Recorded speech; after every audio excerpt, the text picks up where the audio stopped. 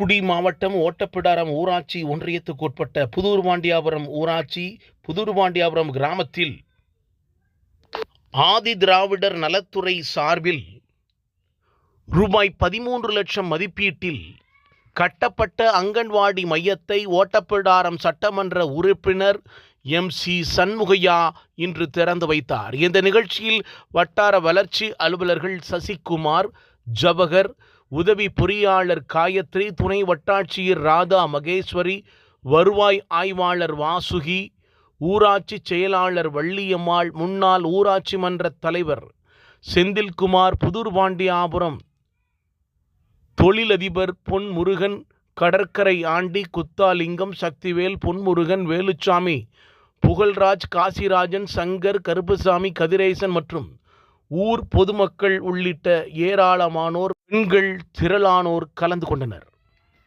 தூத்துக்குடியிலிருந்து தமிழண்டா Jagjivan.